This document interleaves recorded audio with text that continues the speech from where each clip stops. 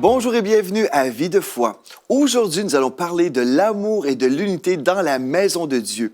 C'est un sujet vraiment important pour chaque enfant de Dieu qui va à l'Église. Gloire à Dieu. Et juste avant de parler de la maison de Dieu, c'est-à-dire l'Église locale, j'aimerais continuer un petit peu avec le sujet qu'on a abordé hier. On a parlé en fait du foyer chrétien, ou l'amour et l'unité dans la famille. Et vous savez, si on peut avoir des belles églises en santé, donc on parle d'une famille spirituelle en santé, on doit premièrement avoir des bonnes familles à la maison. Donc, des familles chrétiennes qui sont en santé. Donc, ce qu'on a vu hier, en fait, c'est que la famille chrétienne, bien, tout commence à partir d'un choix. On a vu dans Josué, chapitre 24, au verset 15, le décret de Josué, l'homme de Dieu, qui a dit « Moi et ma maison, nous servirons l'Éternel ». Donc, le Père a pris une décision, tout comme j'ai pris une décision, tout comme mon Père a pris une décision. En tant que leader spirituel, il a décidé, moi et ma maison, nous servirons l'Éternel. Et aussi, certainement, les épouses disent Amen, et puis elles décident aussi de servir le Seigneur avec leur mari et d'être un modèle pour les enfants. Ce qu'on a vu hier aussi, c'est que, en fait, Dieu nous appelle à transmettre notre foi avec foi à nos enfants. Ceci veut dire qu'on va croire que nos enfants vont recevoir cette semence de la parole et que nos enfants vont toujours suivre le Seigneur, comme nous lisons dans Proverbe 22, verset 6, où nous lisons Instruis l'enfant selon la voie qu'il doit suivre et quand il sera vieux, il ne s'en détournera pas. Contrairement à la mentalité du monde qui nous dit on ne veut pas trop influencer nos enfants pourront choisir plus tard s'ils veulent être chrétiens ou peu importe la religion. Dieu nous dit tout à fait le contraire, c'est à nous. Nous avons une responsabilité, un devoir spirituel. C'est à nous d'inculquer les valeurs chrétiennes à nos enfants. Et non seulement on va transmettre notre foi à nos enfants, mais nous allons transmettre notre foi avec foi à nos enfants. Donc, on s'attend que nos enfants vont servir le Seigneur. Ceci dit, on a vu également qu'on ne veut pas irriter nos enfants. Donc, on ne veut pas toujours être sur leur dos et puis leur imposer des choses et les critiquer ou toujours leur mettre une pression. Non, parce que la pression peut vraiment les repousser. Et puis, finalement, ils peuvent quitter les voies de Dieu, non parce qu'ils n'aiment pas Dieu, mais parce qu'ils veulent ce sentiment d'être libérés du joug qu'on leur impose. Donc, on a vu ça, c'est très important. On a vu aussi qu'on voulait être constant dans cette transmission de notre foi, même en voyage. Donc, on a terminé l'émission en mentionnant justement que Dieu veut qu'on prenne du temps en famille, qu'on soit présent, qu'on soit à la maison ensemble, qu'on puisse souper ensemble, discuter, échanger, entendre les cœurs de nos enfants, qu'on puisse aussi leur partager nos cœurs pour qu'on découvre en fait nos rêves mutuels et qu'on puisse être dans l'unité, dans l'amour, dans la compréhension. Si on ne se parle jamais, si on ne prend pas du temps ensemble, comment vraiment connaître nos enfants? On a aussi mentionné que c'est important pour le parent de se repentir lorsque c'est un besoin parce que l'enfant va respecter le parent qui ose s'humilier et dire « je me suis trompé ». Donc, si on veut avoir des bonnes églises en santé, on veut premièrement avoir des bons foyers chrétiens en santé. On a terminé. Le dernier point qu'on a vu hier, en fait, c'est prenez soin de vos enfants. Donc, on a lu 1 Timothée 5, verset 8, et je veux revenir sur ce texte important.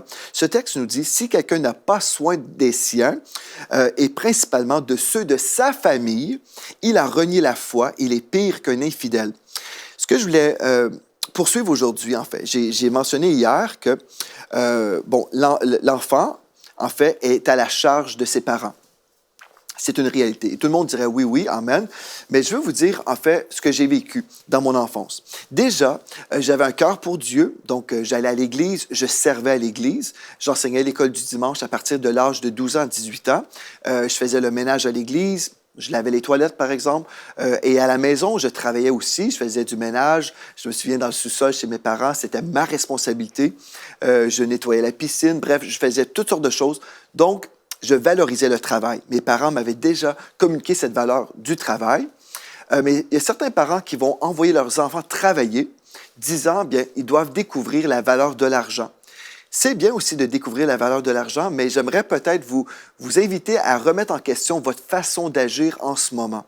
Si vous envoyez vos enfants travailler dans le monde séculier, c'est une chose. Si c'est pour avoir des extras, si vos enfants veulent avoir des choses supplémentaires et puis pour vous, vous dites, bien, c'est correct, tu peux aller travailler, mon enfant, je t'aime, et puis voilà, on va prendre soin de tous tes besoins, mais s'il y a des choses que tu veux aller t'acheter en plus, bien, oui, tu es libre, tu peux aller travailler. Bon, ça, c'est un scénario.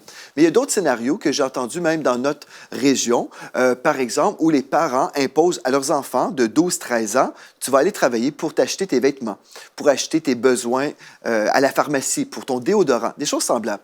C'est anormal. Le texte nous dit, si quelqu'un n'a pas soin des siens, et principalement de ceux de sa famille, il a renié la foi, il est pire qu'un infidèle. Ceci veut dire que l'enfant, OK, jusqu'à l'âge de 18 ans, ici au Canada, bien, l'enfant est vraiment pris en charge par les parents. C'est ma responsabilité de prendre soin de mes deux filles, OK? Bon, la façon que j'ai été élevé, je vous partage mon expérience de vie, c'est à vous de vous laisser inspirer si Dieu vous inspire dans cette même direction. Je me souviens, ma mère me disait à l'époque, Joël, toi, t'aimes lire la Bible, t'aimes passer ton temps dans l'étude, et puis c'est bien, nous, on valorise ça. Donc, l'été, après l'école, quand vraiment c'est le temps des vacances, ne va pas travailler. Ma mère m'avait dit, en fait, tu vas avoir toute ta vie à aller travailler. Mais jusqu'à l'âge de 18 ans, reste à la maison, sois sur le bord de la piscine et lis tes livres d'études, parce que je lisais sur l'Apocalypse, sur la guérison. J'étais intéressé par les choses de Dieu. Et ma mère valorisait en fait mes études bibliques que je faisais moi-même. J'étais un autodidacte, j'aimais l'étude de la parole. Et puis ma mère me disait, tu vas avoir toute ta vie à travailler, reste à la maison et puis on va te faire vivre. C'est comme ça qu'on me disait. Bon, quelqu'un entendrait dire ça et puis dirait, ben, là, ça n'a pas d'allure. Mes enfants, si je fais ça, si je dis ça à mes enfants, ils vont être paresseux, ils ne voudront pas travailler, ils ne vont pas valoriser l'argent et tout ça. Bon, c'est possible dans certains cas. Mais ma réalité, c'est que j'aimais le travail déjà, j'aidais beaucoup mes parents, je servais à l'église, donc j'étais déjà investi. Et mes parents ont compris, en fait, qu'ils valorisaient ma jeunesse. Et des fois, ce que je retrouve, c'est qu'on ne valorise pas la jeunesse. On leur impose toutes sortes de responsabilités. Et ce que j'aimerais vous dire, enseignez la valeur de l'argent à vos enfants. Oui, amen. Mais pas pour répondre à ses besoins primaires. L'enfant ne doit pas être obligé de travailler pour avoir ses besoins primaires rencontrés. OK? Même le gouvernement canadien, ici au Canada, OK, même le gouvernement canadien aide les parents pour qu'ils prennent soin de leurs enfants avec des allocations familiales mensuelles, donc jusqu'à l'âge de 18 ans. Donc, si même le gouvernement, qui ne fait pas partie du royaume de Dieu, si le gouvernement canadien réalise ou croit que c'est aux parents de faire vivre leurs enfants, le chrétien devrait dire pareil, au moins, le minimum. Donc, si on veut avoir des familles dans l'unité et dans l'amour, mais finalement, on impose toutes sortes de choses. Nos enfants ils vont travailler toute la semaine à l'école, ils vont étudier, et puis on les épuise les fins de semaine, et ensuite on veut qu'ils soient à l'église avec nous. On leur donne aucun moment de répit, de repos. Non, il faut être à l'écoute, il faut écouter nos enfants, il faut connaître la situation de nos enfants. Mes parents ont discerné dans ma vie que je valorisais déjà le travail. Et puis, ils étaient capables de me faire vivre. Amen. Et puis, donc, ils ont pris soin de moi. Et puis, j'ai passé des années à étudier. De l'âge de 12 ans à 18 ans, j'étudiais toutes sortes de sujets théologiques qui m'intéressaient à l'époque. Donc, valoriser les choses qui valorisent. Aussi, une autre chose que Dieu valorise. Si vous avez la mentalité, oui, mais on doit gagner notre pain, on doit enseigner ces choses-là à nos enfants. Ça, c'est faux, en fait. On ne doit pas gagner notre pain. J'ai déjà fait des séries sur les finances que je vous invite à découvrir sur le site web emcitv.com. Mais dans Proverbe 10, verset 22, nous lisons que c'est la bénédiction de l'Éternel qui enrichit et il ne la fait suivre d'aucun chagrin. Et le mot chagrin veut dire etseb en hébreu, qui veut dire aucune douleur, aucun travail dur. Donc, ce n'est pas en travaillant difficilement, avec beaucoup d'énergie, qu'on va être béni. Nous sommes bénis et nous travaillons pour Dieu. Tout ce qu'on fait, c'est pour Dieu. Donc, on travaille pour Dieu, pas pour gagner notre pain, parce que la mentalité de gagner notre pain, c'est vraiment la mentalité de la malédiction, selon Genèse 3, verset 19, qui nous dit « C'est à la sueur de ton front ou de ton visage que tu mangeras du pain ». Ça, c'est la mentalité de la malédiction. Mais nous avons été rachetés par Jésus-Christ et aujourd'hui, nous sommes bénis. Et dans Matthieu 6, 11, Jésus nous a dit qu'on devait prier « Donne-nous aujourd'hui notre pain quotidien ».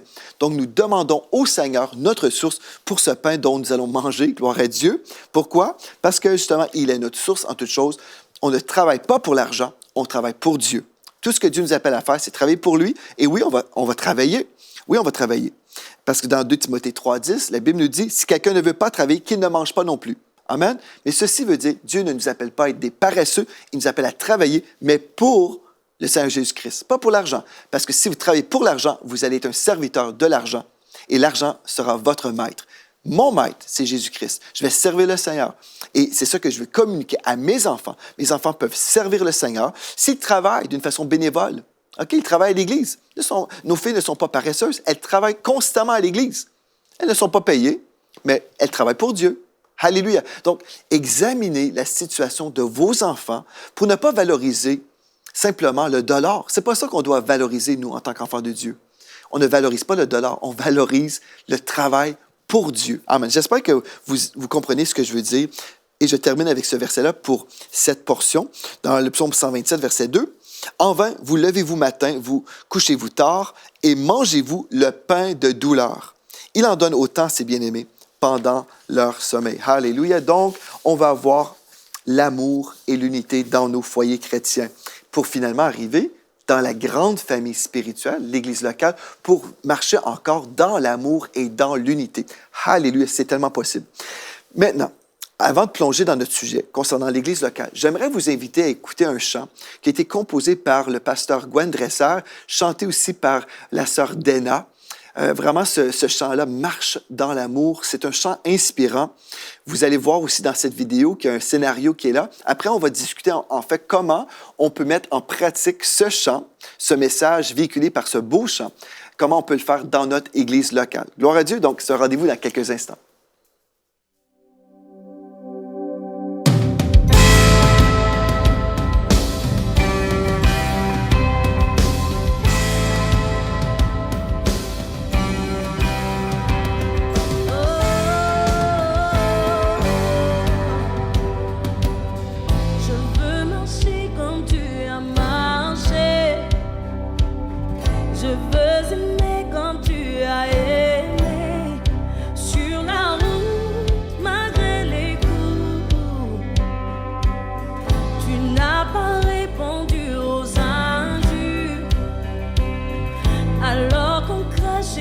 Ta figure, tu as méprisé les coups.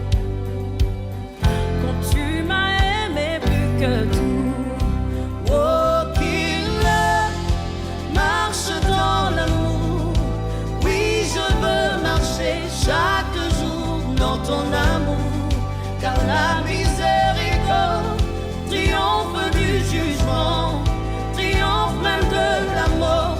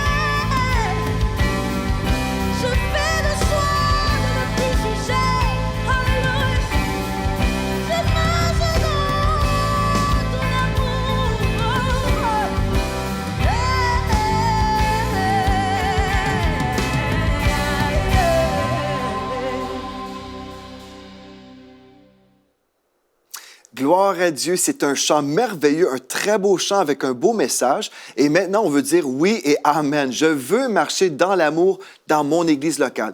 Vous savez, le diable, il veut toujours détruire les églises et la façon qu'il va faire, c'est souvent pas par la fausse doctrine, mais c'est souvent par des querelles. Et vraiment, la querelle ou les querelles qu'on peut voir dans les églises, c'est souvent, en fait, l'inspiration derrière tout ça, c'est souvent le manque d'amour, en fait. On s'aime mieux que notre frère, notre sœur, et on soupçonne le mal chez les gens. Et une des choses que j'ai remarqué souvent, quand il y a des querelles ou quand il y a des accusations dans les églises et puis toutes sortes de discordes, ce qui se produit en fait, quand on examine le tout, là, on voit que la personne qui a démarré la querelle soupçonnait le mal chez son voisin. Et le soupçon, souvent, c'est un miroir de sa propre personne. Je m'explique. La personne, en fait, projette sur quelqu'un d'autre son propre péché. Par exemple, si quelqu'un aime l'argent, quelqu'un est avare, aime l'argent, bien, la personne, comme ça, peut voir un frère dans l'Église et dire « je soupçonne dans sa vie qu'il aime l'argent ». Et il discerne des choses parce qu'au final, c'est son propre cœur qui est comme ça. Donc, il s'imagine que les autres sont comme lui. Je l'ai vu à maintes reprises dans notre Église. Malheureusement, j'ai vu ça, quelqu'un qui pointait du doigt à une personne. En fait, c'était les péchés dans sa propre vie. Et on dit « mais c'est grave ». La prochaine fois que vous allez entendre quelqu'un juger quelqu'un ou soupçonner le mal chez quelqu'un d'autre, vous pouvez déjà mettre ça comme en surpause et puis là, vous dites c'est peut-être le péché dans la vie de la personne qui accuse. Donc, ce qu'on veut comprendre aujourd'hui, en fait, Dieu valorise l'amour. Il veut absolument qu'on marche dans l'amour dans nos églises locales. Pourquoi? Parce que Dieu est amour. Si on sort du chemin de Dieu, Dieu n'est pas là et Dieu veut être dans notre église. Amen. On n'est pas appelé à avoir des rencontres seulement. Ce n'est pas un club social que Dieu nous appelle à vivre, mais vraiment sa présence parmi nous. J'aimerais vous lire un texte que vous connaissez certainement très, très bien dans le psaume 133. Je vais vous lire dans la version Sommaire, donc dans le psaume 133. Ici, on voit que Dieu aime l'unité dans la famille de Dieu. Oh, qu'il est bon, qu'il est agréable pour des frères de se trouver ensemble. C'est comme l'huile parfumée répandue sur la tête qui descend sur la barbe d'Aaron et qui coule jusqu'au bord de ses vêtements. C'est comme la rosée qui descend de l'Hermon sur le mont de Sion. Remarquez bien, c'est là que l'Éternel accorde, ou dans la version Louis II, c'est là que l'Éternel envoie sa bénédiction et la vie pour toujours. Dieu aime l'unité, il aime lorsque nous sommes ensemble, donc c'est tellement merveilleux, on peut dire « Ah Seigneur, on veut marcher dans ton amour parce que c'est là où tu vas envoyer ta bénédiction. » Gloire à Dieu.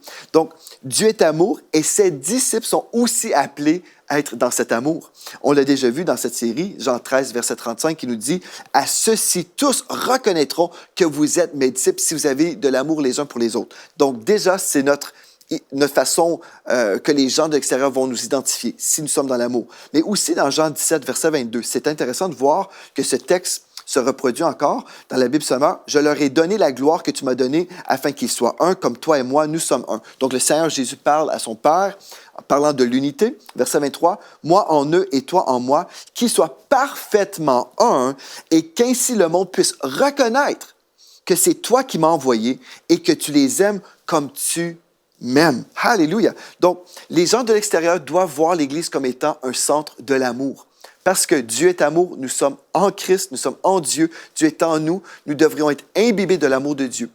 Mais pour marcher dans l'amour, on doit aussi comprendre quelque chose de très important. On doit adopter la philosophie que l'apôtre Paul avait concernant l'amour dans l'Église locale. Remarquez bien, on va voir le Romains, chapitre 12. Romains, chapitre 12, au verset 10. Remarquez bien ceci. « Par amour fraternel, soyez pleins d'affection les uns pour les autres. Par honneur, ou dans la Bible sommaire, concernant l'estime mutuelle, soyez les premiers à la manifester. » Donc, on va être remplis d'amour, pleins d'affection les uns pour les autres. Et si vous dites « Ah, bien, ce n'est pas notre réalité. Dans l'Église, on a du mal même à se saluer. » Ah, bien ça, il faut que ça change si nous sommes bibliques. Donc, je veux relire « Par amour fraternel, soyez pleins d'affection les uns pour les autres. » Amen. Et dans 1 Corinthiens, chapitre 1, verset 10, ce texte nous dit, vraiment, en fait, c'est le défi qu'on doit recevoir aujourd'hui. 1 Corinthiens, chapitre 1, verset 10. « Je vous exhorte, frères, par le nom de notre Seigneur Jésus-Christ, à tenir tous un même langage, à tenir tous un même langage et à ne point avoir de division parmi vous, mais à être parfaitement unis dans un même esprit et dans un même sentiment. Dans la version second 21, nous voyons « Soyez parfaitement unis dans le même état d'esprit et dans la même pensée. » Là, vous allez dire « Oui, mais comment appliquer ce verset véritablement? Tous avoir un même langage, avoir cette même pensée, bien, nous sommes des individus quand même, nous sommes des personnes différentes, on a notre façon de penser. Mais en fait, vous savez, ce que vous devez comprendre, c'est que lorsque nous sommes enfants de Dieu, nous avons la pensée de Christ. J'ai la pensée de Christ. Si vous êtes un enfant de Dieu, vous avez la pensée de Christ. Si vous êtes dans une église locale, il y a une vision qui a été prêchée et c'est à nous de dire oui et amen à cette vision bénie. Amen. Bon, on peut avoir des différences d'opinion sur le décor de notre maison, sur les vêtements qu'on va porter. Bon, il va y avoir des différences. Mais quand on parle ici d'avoir la même pensée, on parle d'une pensée sur les choses spirituelles, sur la vision de l'Église, sur les enseignements qu'on va entendre prêcher, par exemple. On ne veut pas créer de la division et dire, bon, le pasteur dit telle chose, mais moi, je dis... Quand on fait ça, on est en train d'amener une autre vision qui crée de la division. Je me souviens... il y a plusieurs années, lorsque j'étais dans une église locale, j'étais responsable d'un groupe maison et puis j'avais un point de doctrine où j'étais pas vraiment d'accord avec l'église. Mais c'était certain que je ne voulais rien dire parce que je ne voulais pas créer de la division. Et je me souviens, j'avais dit à mon épouse à l'époque, j'ai dit, personne ne me posera je pense pas que personne va me parler sur ce point-là en particulier. Et finalement, dès la première réunion, quelqu'un me pose la question, toi, qu'est-ce que tu penses de telle doctrine? Bon, c'était comme vraiment une opportunité pour moi de trahir le pasteur et l'autorité de la maison. Ce que j'ai fait et ce que je veux vous encourager à faire, si jamais vous êtes en désaccord, bien, ce que vous faites, vous pouvez faire comme j'ai fait. J'ai dit, bien, cette question-là, je préfère que vous la posiez au pasteur. Et puis, j'ai simplement remis la question à l'autorité. Ce n'était pas à moi d'amener de la confusion dans le camp, parce que même si j'avais raison, et le pasteur avait tort, si c'était le cas, bien là, j'aurais diminué, en fait, l'estime des brebis envers leur autorité spirituelle. Ça, c'est pas construire l'Église. Ça, c'est vraiment faire le travail du diable. Donc, ce que j'ai fait, j'ai dit, bien fait, je préfère si tu posais ta question au pasteur directement. Et c'est ça que la personne a fait, et puis gloire à Dieu. Donc, on veut marcher dans l'unité et dans l'amour. C'est vraiment une question d'une décision. Et c'est ça que la Bible nous dit. Je vous exhorte, frères, par le nom de notre Seigneur Jésus-Christ, à tenir tous un même langage et à ne point avoir de division. Donc, ma pensée individuelle versus la pensée de l'Église. Non, mais on peut avoir cette pensée collective où on dit, nous voulons servir le Seigneur et nous voulons croire ensemble la parole qui est prêchée ici. Si vous dites, moi, c'est tellement impossible, Pasteur Joël, moi, je suis tellement en désaccord, bien, c'est probablement parce que ce n'est pas votre maison. Allez dans une maison où vous allez être en accord avec la doctrine. J'ai eu quelqu'un qui était en désaccord avec notre enseignement et puis, pendant que les gens s'en allaient aux toilettes, il arrêtait les gens dans le passage, dans les corridors pour essayer de convaincre les gens contre notre enseignement. Ça, c'est du travail de manipulation, de division, de sorcellerie. Cette personne doit aller dans une église où elle va croire les enseignements de ses autorités spirituelles.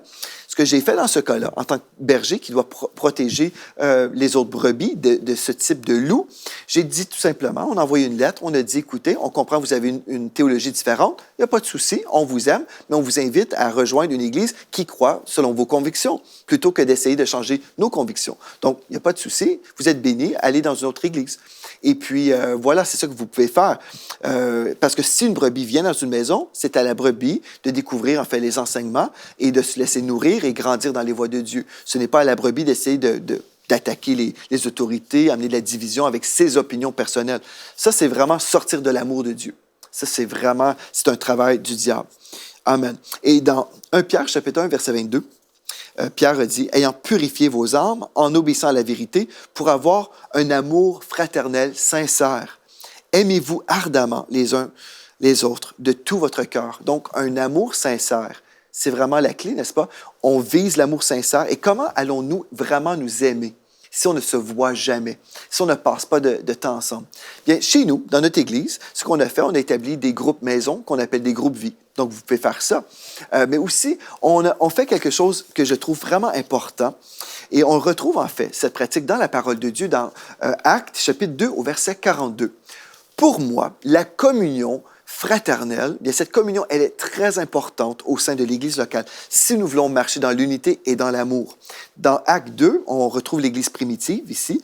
Ils persévéraient dans l'enseignement des apôtres, donc ce n'est pas suffisant d'entendre simplement une prédication le dimanche, mais on persévère dans l'enseignement des apôtres, dans la communion fraternelle, donc ici on peut parler des groupes maisons par exemple, dans les ministères différents aussi, dans la fraction du pain, donc on parle, oui, la Sainte Seine, mais aussi les repas aussi, entre frères et sœurs, donc les agapes, et dans les prières, donc on parle ici des réunions de prière aussi. Donc, une Église qui est ensemble, qui entend la parole de Dieu prêchée le dimanche matin, qui se retrouve ensemble dans un repas fraternel où on apporte tous un plat, on partage ensemble, on mange, on discute. On discute sur l'enseignement du dimanche, là.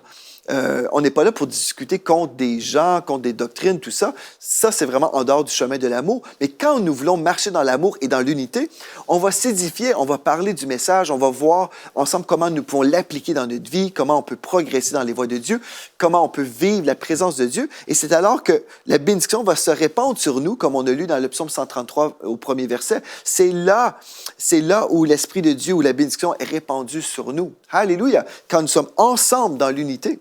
Et donc, on a la communion fraternelle, la fraction du pain. C'est tellement merveilleux. Gloire à Dieu.